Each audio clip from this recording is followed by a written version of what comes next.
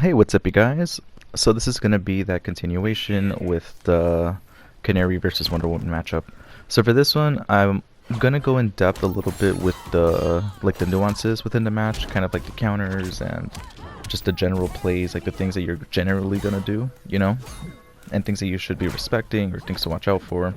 Like I want to go over those a bit before actually really explaining the decisions, because the decisions only make sense if you understand that first part as to why you're even holding or respecting certain moves in the first place.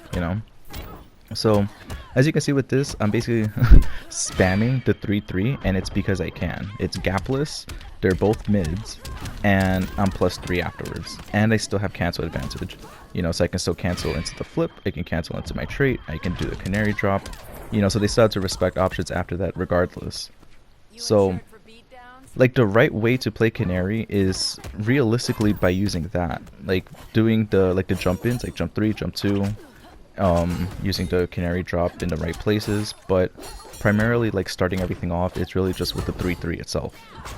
Like it does everything. It starts every single thing, and then if you hit confirm on from it, then that's a huge combo as well that you get to. Like it's basically, it's kind of like the big trunk of her whole kit itself, because even when you get into the vortex type of setup or the restands as a whole, you're still going to want to use a 3-3 above all else, because it's actually going to jail, and then from that jail you're still plus afterwards anyways, so it's like you can still keep the whole thing going completely resource free. So there's that. So see, like with that, like with the 1-1, like the jump 2 into the 1-1-2, so that's part of the other reason why, look, I'm doing it again. So the reason why people hold 1-1-2 and why you kind of have to, technically with Canary's 1-1-2, there is a gap at the final 2 hits, so you can backdash that. You can either backdash or super, but that's it. Like, you can't actually do anything else. So that's the counterplay. But the thing is, most people, especially like if you're in the corner, depending, it's like you're not just gonna backdash it, or something. You just catch them off guard, and they still hold it. And if she baits it, it's even worse, because if she just does 1-1, you backdash for fucking nothing, and then she screams, or she does 1-1 into the flip, the front flip, because you're backdashing, and then it catches you still under recovery of your backdash. Like she has different ways to still like get around it, so it's better to kind of just hold it, because ultimately, realistically, the meta behind it is just that she's not mixing necessarily. It's just 1-1-2, it's just high mid, so it's like you kind of just block it. However, the benefit of it is that you still have cancel advantage afterwards. It is still safe on block regardless after 1-1-2, and the thing is, as you saw right there, if you try to basically, so 1-1-2 into level 2, this is the whole point that I'm getting at. 1-1-2 into the level 2 trait it's basically like a guaranteed launcher, like you just want to hold it, because the only way to get around it realistically is by a meter burn back 3. That's realistically the only way to get around it, because the meter burn back 3 will eat up the trait and then punish Canary. But if you're not going to meter burn back 3, you basically can't do anything, because if you trade with her, which will happen, basically your only option, your best option, is that you get a trade. And depending on the trade will determine if she can even follow up. But during that trade, that exchange itself, the level 2 connected, you're stunned for fucking ever, and that gives her enough time to actually get back up, dash up to you, and then still continue the combo. Like, you lost that trade heavily. So that's why it's like you don't really want to contest it, and at the same exact time, if you backdash, because it's so active and it travels a good amount, you're still going to get caught by the level 2. So it's like you either jump, so that you still take the damage of it, but you're not going to get launched, and she comes off with a trait, or you hold it, because you don't want to take all that damage, or you meter burn back 3. Those are realistically your only options. So naturally, for the most part, like, if you don't want to do so much, because especially if she does it, that's it. That it only happens at one time, and then she has to wait for trait to build back up. So usually the smart thing to do is kind of just let her do it, like in some instances.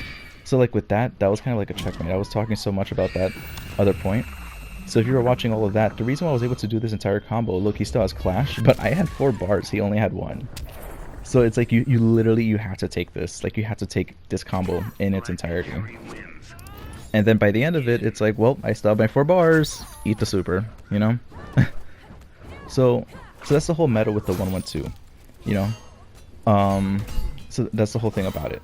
So it's really only a threat in that instance, and it's kind of the same thing with down 1. So like down 1 from Canary, she can do down 1 into the trait, and down 1 into the level 1, it won't connect if they're just crouching. So in most instances, it's not actually going to do anything, and you're just going to miss it, and you can get punished. If it's the down 1 into the level 2, it'll catch slow reactions, it'll catch a backdash, but like armor will beat it out, and I think it's like a 10 frame gap from the down 1 into the level 2. So people can actually still do stuff, you know, like you can actually grab her before the level 2 connects. So it's like it's not that good. So because of that, people are going to counter poke her. Here's the whole meta behind it. Here's the thing with it. Because of that, anytime Canary does down 1, for the most part, people will counter poke, like kind of almost immediately if they know the matchup. But at the same time, they might not if they know the matchup. And here's the reason why. While the counter poke down 1 will interrupt the level 2, if Canary does down 1 and she cancels that down 1 into the Canary drop, your counter poke will literally just get completely destroyed by the Canary drop. Like anything that you basically try to counter poke with is gonna get completely eaten up by the drop itself. So that's why it's kind of, in a lot of instances, like in the right plays with Canary, it's better to kind of just let her do some stuff, you know? Because like if you're trying to counter poke her, you're trying to counterplay altogether, you know, like you're trying to contest, she's just gonna fucking eat you. Like that's just what she does. So it's like it's like you're forced to really just let certain things just happen, you know, and then re-engage once it's actually done, you know. And that's kind of the perk of her. Like that's how she starts like the meter build. That's how she gets her mind games going. That's what contributes to such a strong fucking strike throw type of set play that she has as well, because that is something that she's really capable of doing. Is like just so many good staggers, so many good strike throws, or just staggers into throws themselves altogether. Like her throw game is like, it's so good because it's like you're respecting such big sequences from her, you know. Oh, excuse me. Like 3 hitting sequences, 4 hitting sequences, you know. So if she simply just like that first initial hit and then she just grabs you, 9 times out of 10 you're not gonna expect that coming, you know. So that's the whole thing with the down 1. And then at the same exact time, if she does down 1 and she cancels into the parry and you counter poke, that parry is actually pretty active, you know, and it doesn't look super obvious. Like it's not like a big clink like Wonder Woman's bracelets, you know, or it's not something like Batman where he flips up his whole cape. Like it's not very obvious, like when she does a parry. Like it's not a super noticeable thing, like animation wise. So because of that, it will actually catch a lot of people off guard. Like look at all that damage. So that's the thing with the parry itself. So if you do like down 1 into the parry, it's also going to blow up any like counter attempt as well, counter poking and everything like that. So when people actually know this in the matchup, because these are her core options, like this is the shit that actually starts her stuff, they're usually going to be a lot more patient against Canary, like at a smart level of play. You know, if they actually make the right read and they know the right counter option, then that's something different, you know, because they actually know what they're doing. But that only comes with an actual understanding of Canary herself, like the matchup, and then also the player's habits to actually be able to do that. Just because, like, these types of plays with her, it's kind of like this covers like all her bases, you know.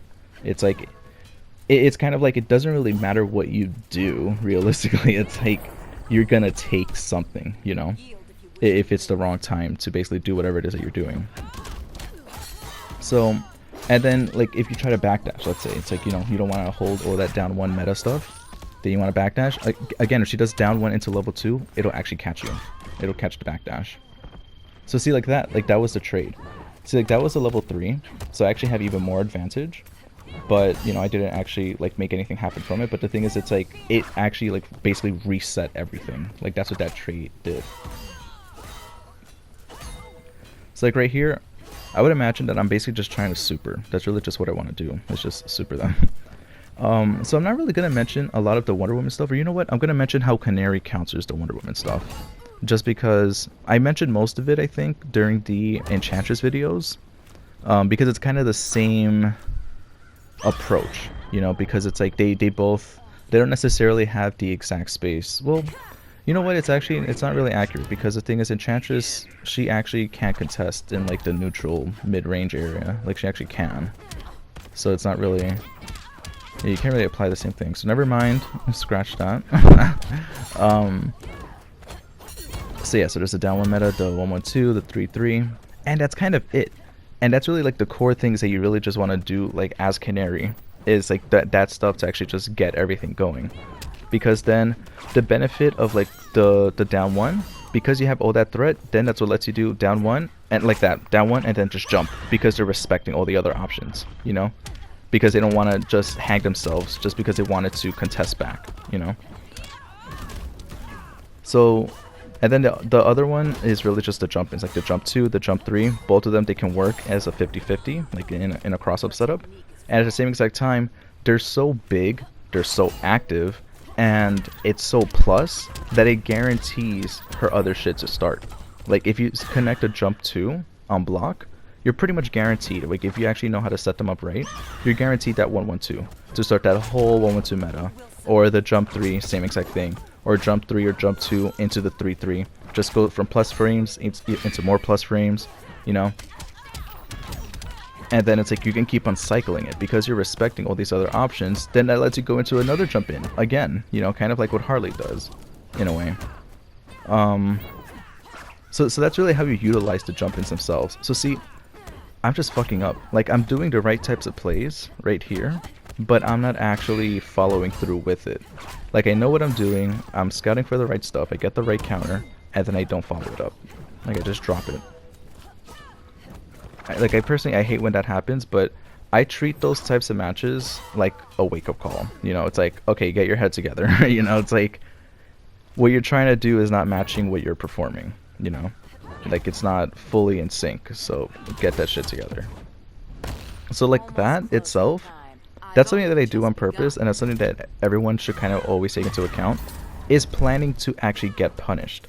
Like, right there, I obviously, I would have wanted the Canary drop to hit, but I still did it in a spot where it's like she's likely gonna do some type of a punish, so I expected that to happen, and it's like I wanted that to happen because I wouldn't have had another chance to clash them, you know. I wouldn't have been able to regain that health. Look, see, I'm just dropping shit. It's not aligning like what I'm trying to do. So what was I getting at? So that's really kind of like the basic stuff. And then with Canary, you can also utilize it down 3. Just because like it has, I think it's 10 frames, so great speed for a sweep, has good range, and it's safe, and it low profiles, you know, and it's gonna catch people. Because the thing is, with Canary having like a lot of overheads, like with the drop itself, you know, and then like all the pressure that she has, so naturally you kind of want to move away from her. You know, the general motion is to move away from her. So that's what gives her the benefit of such a good low, like that down 3. Because you're moving back and it's so fucking fast, it's like, oh shit, you were walking back, guess what, you got knocked down, and now I start everything. You know? So like this is where it all gets cleaned up. Look, just plus frames, look at that. More plus frames, low profile, low Oki, you know? Or low profiling on Oki, I mean. So, and that's where the down 3 really comes into play, is on Oki itself. See, like that. Because then it's like it's gonna low profile, and then she has like such amazing recovery off of it that she's gonna start to punish afterwards on top of that too, you know. So see, that's the thing. So like what I was mentioning before, down 1 into level 2, you can actually counter poke it. You know, like you actually have options, like you can blow it up essentially. But down 1 into level 3, I don't think you can even armor it. I could be wrong. I genuinely could be wrong. But the thing is, you can't counterpoke that. Like you can't trade, like you're not going to do anything against that. You know, and you can't jump it either because it's going to restand you.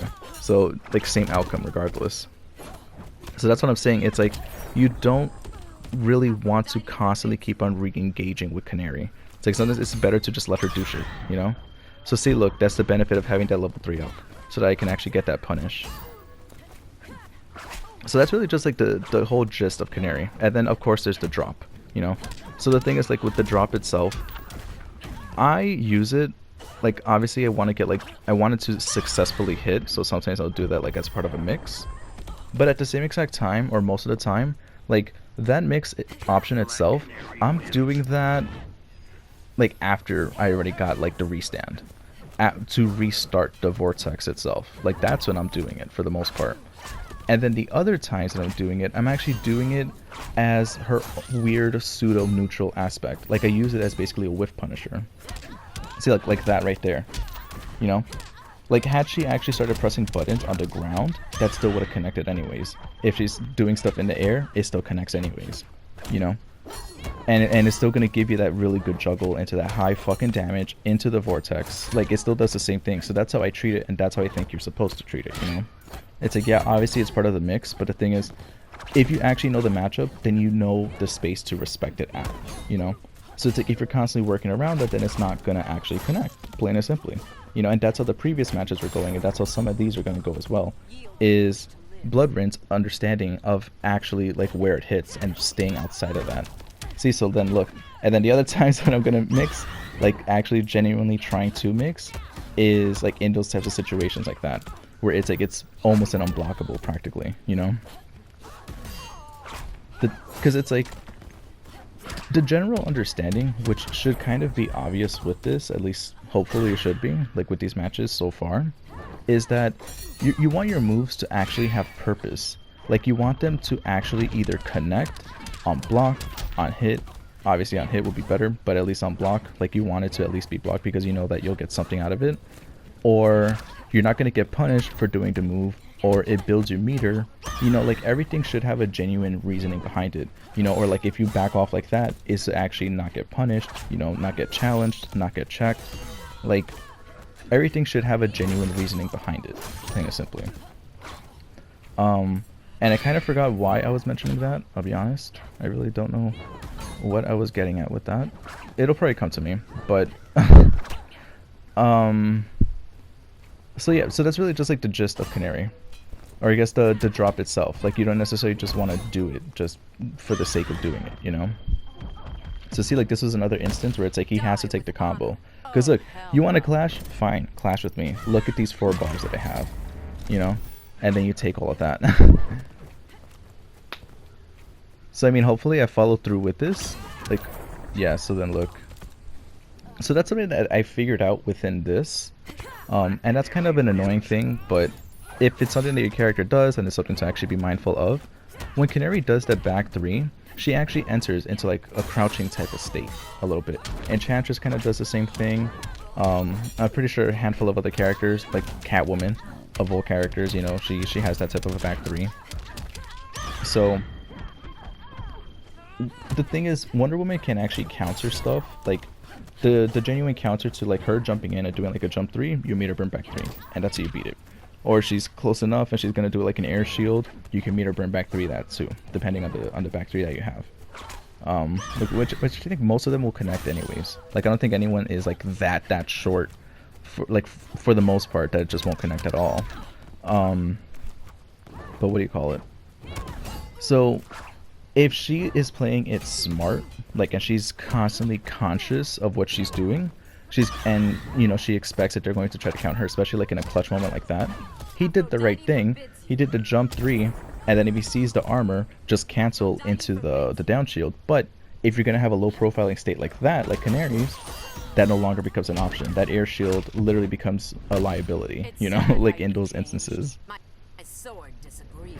So that's kind of like one of the general counters. The other one, like what I was mentioning before, on Oki, Canary can just down 3 everything, like quite literally everything, and either get a punish or she's safe, you know. The other one like that, so see, with lassos, you can cancel into the level 3, not even cancel, you can just use the level 3, and it'll punish them. But the thing is, it's like, again, you have to be scouting them. You have to actually be conscious of like what's happening, because it is a small-ish window. Like, it's actually really not. Visually, it's a small window.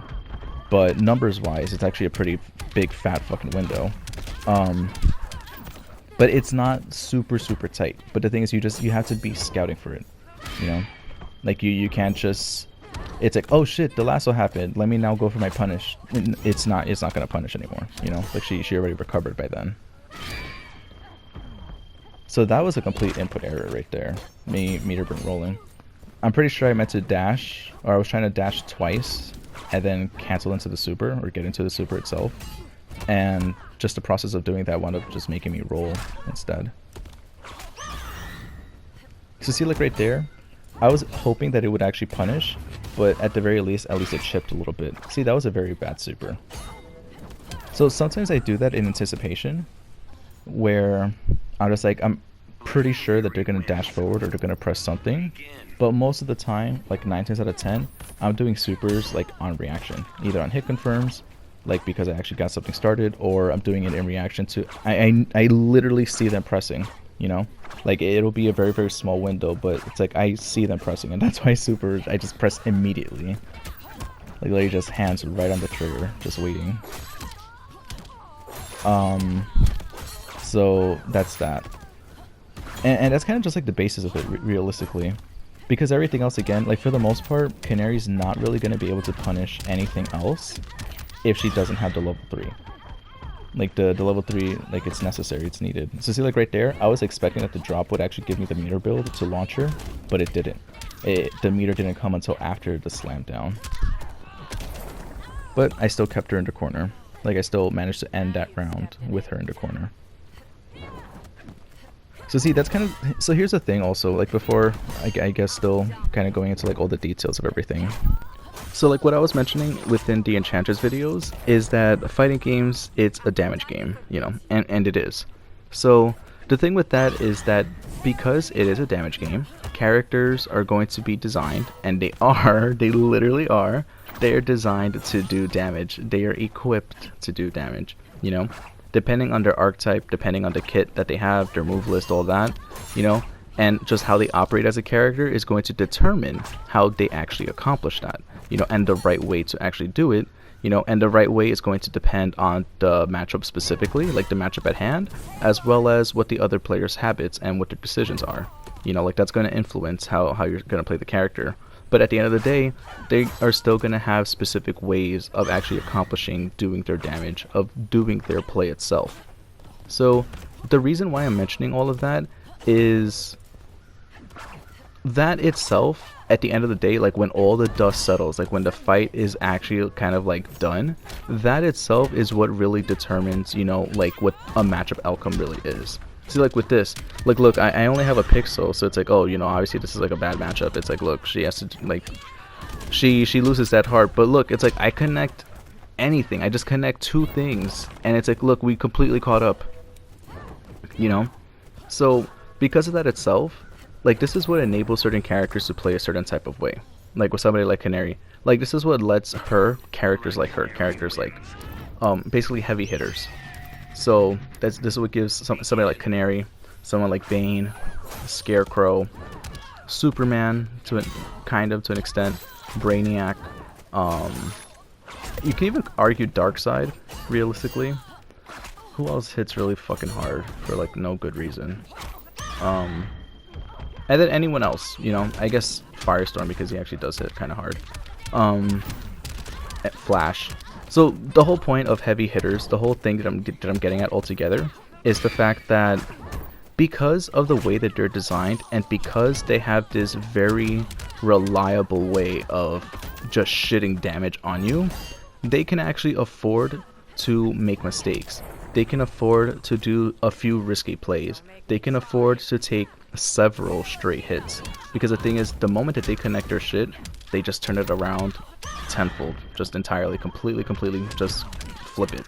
See, like with this, look, that's just that one hit, that one singular hit that I connected. I literally did, look, I'm still going.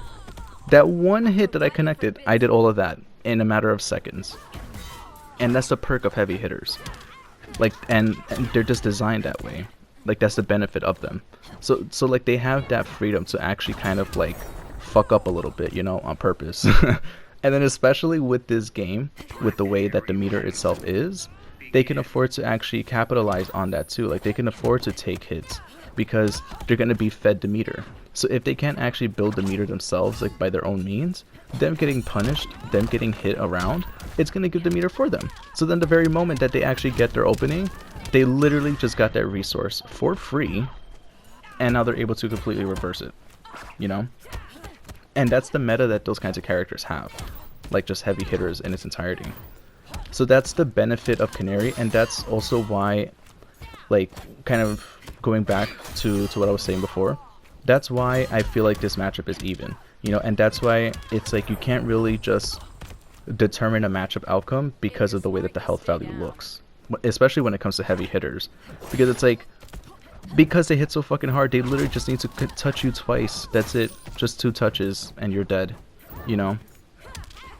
And most of the time, like 9 times out of 10 with the heavy hitters and how they're set up, because of how they play, them hitting you that one time is gonna set up that second touch. Like, it's literally gonna set it up, you know. So it's like you're gonna be forced to take a lot of shit altogether, because it's like, for that reason of them being able to just completely reverse it, you can't just really determine it like, oh, they're down this much health, you know, so there's that. Look, there's Canary low profiling the shield right there. That was a fuck up. I thought that I just had more advantage on the grab. I didn't expect to lose that. I obviously didn't want to lose that. If it was blocked, then that would have been okay, but I didn't want to just flat out lose it and get nothing. So yeah, that's the whole thing. So like, when it comes to these types of matchups, the way that it's usually gonna look like at a high level is kind of like this. Like, when it's constantly making like the right types of exchanges between both players and both kits actually interacting with themselves, when it's actually done right, you know, that's more or less what the outcome is. Like, you're gonna have like a lot of like seesawing with the health itself, and one character may be more consistent than the other. But the thing is, at the end of the day, like, by the end of the match, a lot of times, like, if it's actually like good high level play altogether, it's gonna be very, very close by the end, you know. Because even like here, you know, it's like, granted he can get like a successful hit and then that's it, game over. But the thing is, at the same exact time, if I do the same exact thing, it's the same concept as well. You know, it's exactly the same outcome. You know, because like with this, it's like, oh, you know, she had a pretty good amount of health left, but it's like, look at the resources that I had. I had 4 bars, you know. Granted, I didn't get to use them, but the thing is, they were there to connect that final hit. Because once that final hit connected, you know, like once that drop connected, or once that hit confirm connected, she was losing all of that health in that instance. So, like, that is how, like, in my opinion, but then it's like, this is kind of just how it fucking works. You know, it's like, that is how you actually determine a matchup itself, a matchup outcome. You know, it's how reliably you can actually enforce your kit and enforce your damage, you know, maintain that. So see, like, look, kind of even stemming from that as well, or continuing with it really. See, look, she just got a flawless, which is like amazing. It's a great, amazing play, you know. Look, I just dropped that. Doesn't look that good, but look, because she has to expend her resources doing everything, she doesn't have anything to stop this combo now. Now it's too late for her to tech out. And look, I'm already there. If you want to tech out, sure, but it's like, you know, you might just get launched again. So they just held on to it. And look at that. Just completely caught up. Just because of her design. Just completely flipped it entirely. And now we're back matching each other. So, I guess trying to go into the decision making a bit now, like, or at least a little bit more. See, look, down one into the trait. See, look, just connecting everything. Like, I know I'm still going back to this, but it's like, look, just a few exchanges and it catches right back up. Like, this is what I mean by like the seesaw within the match itself. You know, it's like, and the thing is, there's no genuine, like, it's not gonna be like, okay, so before I get into that, see, like right there, I intentionally did the knee, and I would have meter burned it, but they clashed before I could. The thing is, I suspected that they were gonna clash, and that is why I did the knee. Because if I canceled it to the trait, and then they canceled, or they clashed the trait itself, I would have just lost that completely. I would have lost that huge resource, you know? So that's why I didn't do it. So that's also another thing that, you know, always like trying to plan for stuff, like, be mindful of why you're doing what you're doing. So like with this, like that previous example earlier in the set, you know, that's I'm doing that on purpose, you know. Ideally, you want it to connect, but let's say it doesn't, you're banking on it that they're gonna punish you, you know, like you're expecting them, you want that punish, so that way you can clash. And then right there, see, that crucial resource, it just won me that game, right there. So, when it comes to the decision making with them, it's like, in Canary's case, you want to basically just like flip around. Like, you want to be building your meter, building your resource, waiting for that level 2 or level 3 to build up, you know, so you can actually start interacting a lot more. Because again, it's like, if you start taking hits in between, who cares? You hit so fucking hard, you're just going to catch up, you know? So, like the way that I approach it, and the way that I think that you're supposed to with Canary altogether, like this is just how she's supposed to work, is if you can't reliably actually like fully engage, then don't do so, you know? Like if you still have to wait for your trait to build up, or you still have bar that you can be building, then just do that in the meantime, you know? It's like, it's basically, if there's a chance that you're gonna stick your neck out for no good reason and you're already kind of down, just don't do it, you know? Or like with this. Like this, I was banking that I would hopefully connect something. I did not, but let me just clash in the meantime, because then this gives me the opportunity to still keep a building meter. You know, like I can still turn it around. Like I still have a lot of chances to basically do so. But see, like with this, what he's doing, he's not engaging anymore. You know, and this is what I was mentioning in the previous video. You can't counter stuff if you're forever tossing out shit, plain and simply. Like, you know, the difference lies with somebody like Batman, or characters that can set up traps so they can actually go for trades and shit like that. But for the most part, in general, if you don't have that kit, you can't keep on doing that, you know? You can't just keep on fucking pressing, you know? Because then, if the other player is simply just being patient and they're walking back, they're just gonna keep on hitting you, you know? Like how that match went. You know, so that was like great on his end. He was basically quite literally just letting me hang myself the entire time. And he took notice of that, and that was why he was doing it. And he performed it exceptionally. You know, he did it super, super well. So then, what do we have here? So see, look, the 3-3, frame trap into the down 1, you know, then they got the good reversal. But then it's like, look, see, so this is just how she works. This is part of her kit. She's able to contest in that space, and she can convert. Yeah, that's great and all. She killed 3 bars to do 30%, you know? As you've seen with Canary, I don't need anywhere remotely close to the same resource to do literally double the damage, you know? Like, and that's basically how it goes. Like, that's how you actually interpret the shit, you know? And, like, the viability of actually connecting your stuff. Because, so that's one thing that I wanted to also mention really quick. Like, it's going back to the whole damage topic, but it is, like, very prevalent. And this is something that you really want to get ingrained in your head. See, look, I just turned it around. The damage. The topic, the damage.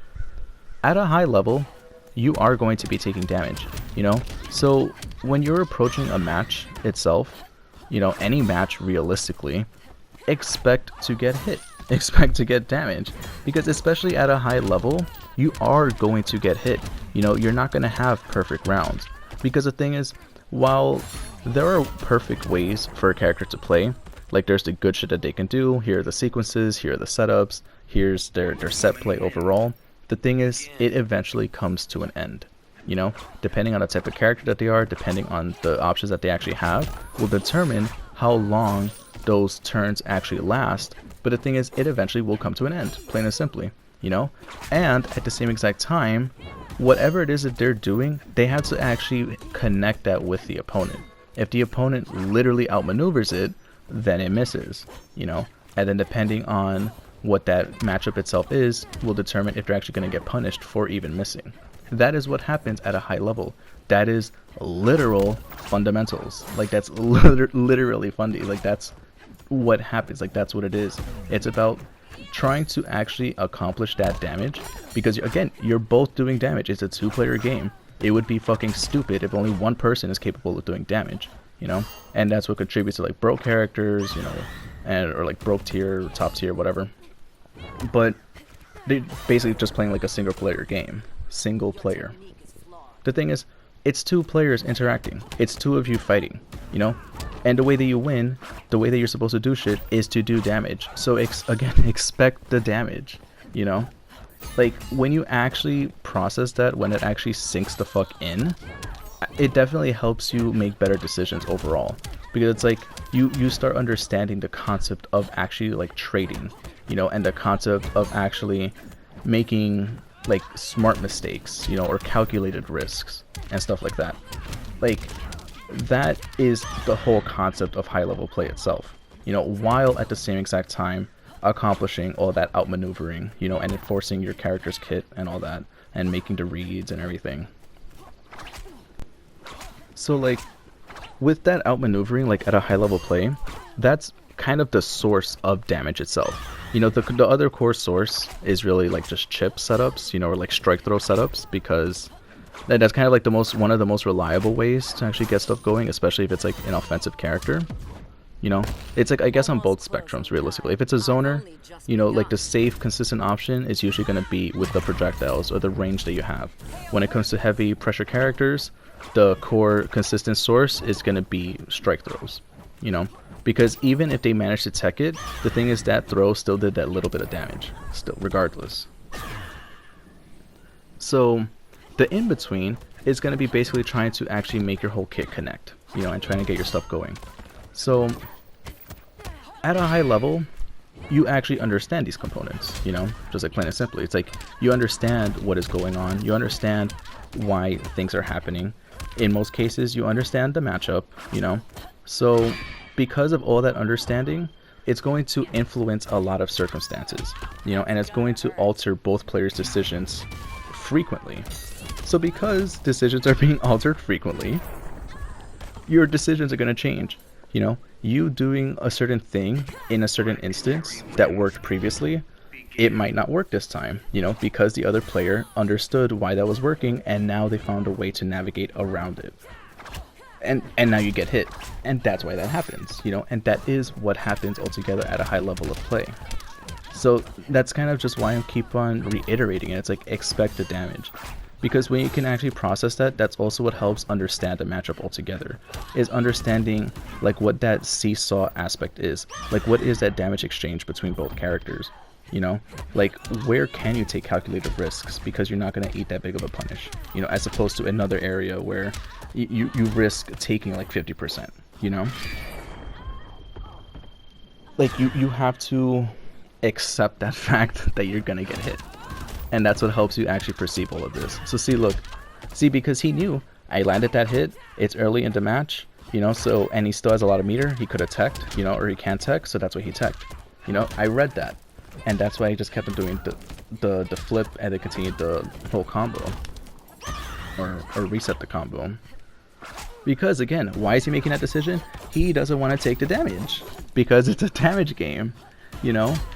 Like, that's basically what you want to wrap your head around. You're trying to do damage, and at the same time, you're not trying to take damage. Your job is to figure out the smartest way to actually accomplish that, given the character that you have, given the characters that you're using, you know, and given the matchup itself. Because it goes without saying, you know, obviously you're doing all of that in response to the opponent, because there's another player there, you know, so obviously it goes without saying that the third one is the fucking player, you know, the person that you're actually going up against. So see, like there, that was a really good backdash. So because I explained all that, these matches now, it should hopefully start making more sense as to why we're doing the things that we're doing, plain and simply. You know, like why we're pressing buttons in certain instances, why we're going for specific things in certain spaces.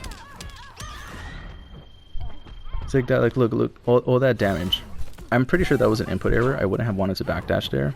I think I was trying to like move back into the airdrop, into the Canary drop, and I just got a backdash because I was still on the ground when I did like the additional back input.